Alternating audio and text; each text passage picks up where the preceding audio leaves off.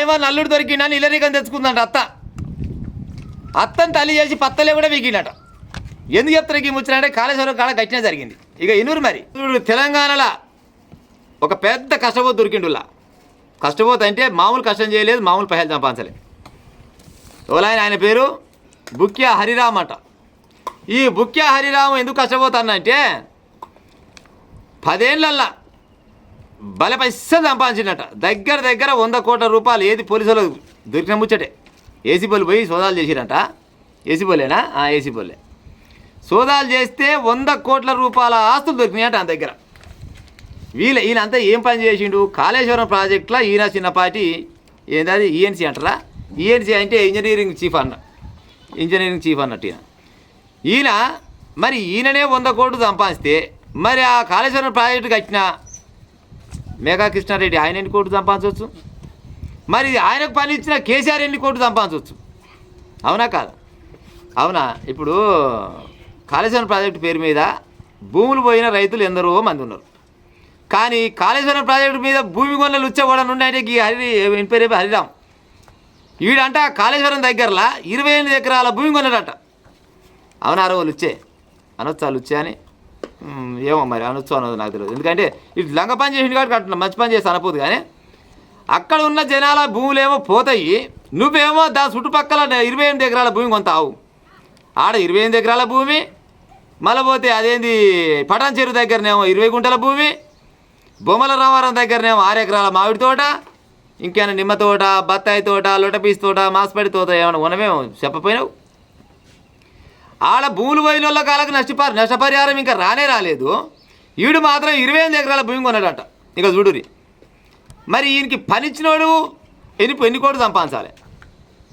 ఆయన పైన ఉన్నోడు ఇవాళ మీటింగ్ పెడతాడు ఎన్ని కోట్లు సంపాదించాలి చెప్పురు. ఇక గీసోటి లంగ పనులు చేసి ఇవాళ రారుల్లో నేను పెద్ద ఏసం వేసుకున్న ఇవాళ వరంగల్లో పెద్ద సభ పెడుతున్నాను, ఆయన సభ పెడుతుండు. మరి వీడు ఎవరు ఆధ్వర్యంలో చేసిండు ఈ హరిరామ్ అంటోడు? చెప్పాలి కదా.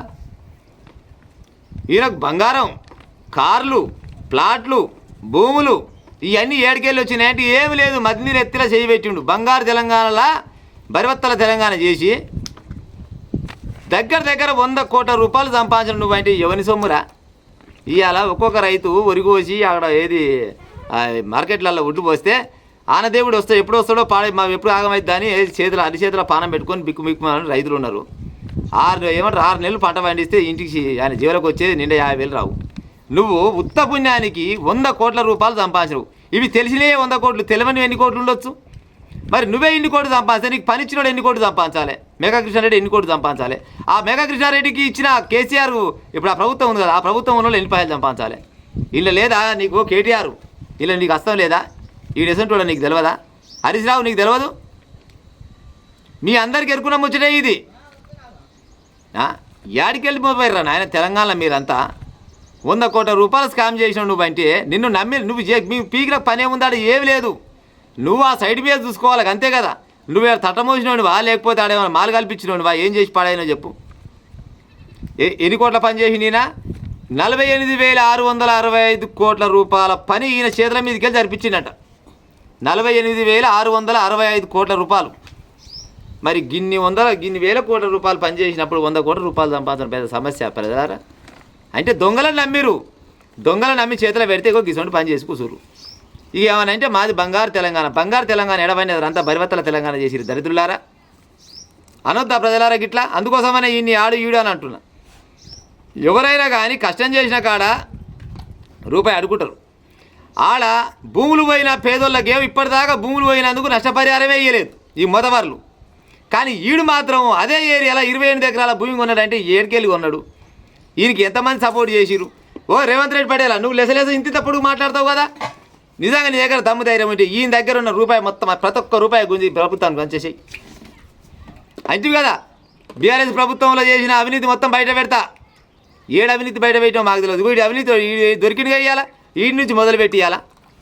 వీడి కానీ ఇప్పుడు ఈ పేరు హరిరామా, ఈ హరిరామ్ అంటూ కాడి నుంచి మొదలుపెట్టు. ఈయన బంగారం, ఈయన కార్లు, ఈయన బంగ్లాలు, ఈయన ప్లాట్లు, మళ్ళీ పోతే ఆ మామిడి తోట, ఆ 28 ఎకరాల భూమి అన్నీ గుంజుకొని ప్రజలకు పంచి నిజంగానే అంటారు. ఎట్టా కేసీఆర్ దగ్గర దాకైతే పోతలేవు కదా. లక్షల కోట్లు మింగిడు అంటే నిజంగా లక్షల కోట్లు మింగినట్టే. ఈ చిన్న ఉద్యోగి అందులో ఉన్నోడు 100 కోట్లు తీసుకుంటే మిగతా వాళ్ళు ఎన్ని చాలా కోట్లు సంపాదించి ఉంటారు. వీళ్ళ పైసలాన్ని తీసుకొచ్చి జనాలకు పంచిస్తే నిజంగానే రేవంత్ రెడ్డి మొనగాని పని చేసిండు అని అంటారు. నువ్వు ఉత్తమ మాటకు ఊగానే మీటింగ్ల ముందల మైకుల ముందల నేను గుంస్తా బీఆర్ఎస్ వాళ్ళు అనడం కాదు. దొరికిండు ఒక దొంగ దొరికిండు కదా ఈయన బయట పెట్టి ఉపాయం చేయి. అట్లయితే నిజంగా నిన్ను నమ్ముతారు. మీరు అంతా రాజకీయ నాయకులంతా ఒకటే తలగబట్టట్టు ఎవరు నాయన నాకు అర్థం కాదు. కానీ ఆడు దోసుకున్నా ఈడు దోసుకున్నా జనాల సొమ్మేనే మా ఇంటికెళ్ళి పోయింది అన్నట్టున్నారు. అయితే ఏడికెళ్ళి చంపాస్తాడు చెప్పు. అక్కడ చుట్టుపక్కల ఉన్న వాళ్ళే భూములు పోతే ఈడేం భూములు చంపాస్తాడు. 6 ఎకరాల మామిడి తోట చంపాస్తాడు. ఏది అరగుంట కొనమని వాళ్ళని చూస్తా ఇవాళ పని కష్టం చేసినవి నెలకు 20,000 రూపాయలు జీతగాని దగ్గర పోయి ఏమన్నా ఒక ప్లాట్ కొనమంటే ఎక్కువ ప్లాట్లు కాదు 4 గజాల భూమి కొనలేడు. మరి మీరు ఏడుకెళ్ళి కొంటారు ఈ పైసలైన ఏడుకెళ్ళి వచ్చినాయి పైసలైన. ఇక ఈ కాళేశ్వరం ప్రాజెక్టు కడతందుకు 5 రూపాయలు ఇంట్రెస్ట్, సారీ 5% ఇంట్రెస్ట్, 7, 6, 8, 11% ఇంట్రెస్ట్ కూడా తెచ్చిరంట. మందివే నెత్తులు మందివే కత్తులు బాడుకోవాలా ఏడుకేళ్ళు వచ్చినాయిరా పైసలు. 11% ఇంట్రెస్ట్ తీసుకొచ్చి పైసలు కట్టాలంటే దగ్గర నెలకు వస్తారా కల్లా 8,000 కోట్ల రూపాయలు మిత్తిపోతుందో మనం కట్టేది. ఏమంటారు సాయం సంసారం మొత్తం బియ్యమ్మ బురికకే పోయింది అన్నట్టు మేము చేసే కష్టం అంతా మేము చేసే పనులన్నీ కొనబోయి ఈ ఇంట్రెస్ట్కే కట్టి సాగురి. ఇక తెలంగాణ ఎన్నట్టు బాగుపడుతుంది చెప్పురు. ఇక తెలంగాణ బాగుపడుతుందా? కాళేశ్వరం పేరు మీద ఎన్ని లక్షల కోట్ల రూపాయలు తీసుకొచ్చి చెప్పురి. ఆ లక్షల కోట్ల రూపాయలకు ఎంత వడ్డీ ఎంత కడుతురు? వడ్డీ కట్టాలంటే ఏమైనా మందు తాగుతలకు పెంచాలి, లేకపోతే ఏది నిత్యావసర వస్తువుల పైన రేటు పెంచాలి, ఏమి పెంచాలి. ఏమన్నా అంటే రాష్ట్రం అప్పుల పాలు. ఎందుకు అప్పుల పాలైంది? ఎవరికి పెట్టిరు మీరు? పనికిరాని పథకాలన్నీ పెట్టించి అయినోడు కానోడికి మా పార్టీ వాడు ఇదాన్ని అదాన్ని దోసిపెట్టి ఇవాళ తెలంగాణ మొత్తం పరివర్తన చేసి అప్పులు ఎక్కువైనా అప్పులు కాకుండా ఏం చేస్తే మరి చెట్లకు కాస్తున్నాయి పైసలు ఏమన్నా? రేవంత్ రెడ్డి గారు మీరు నిజంగా తెలంగాణ ప్రజల మీద కానీ మీ ముఖ్యమంత్రి పదవి మీద కానీ మీకు ఏమైనా గౌరవం ఉంటే ఇగో ఇటువంటి దొంగలు మొత్తం లోపడేసి ఉపాయం చేయరు. లోపడేస్తే అప్పుడు నిజంగా కూడా నిజమైన ముఖ్యమంత్రిని ఎన్నుకున్నవారని తెలంగాణ ప్రజలు అనుకుంటారు. లేకపోతే నువ్వు కూడా ఆలసోపతే పోతావు. ఉంటా మరి ఇక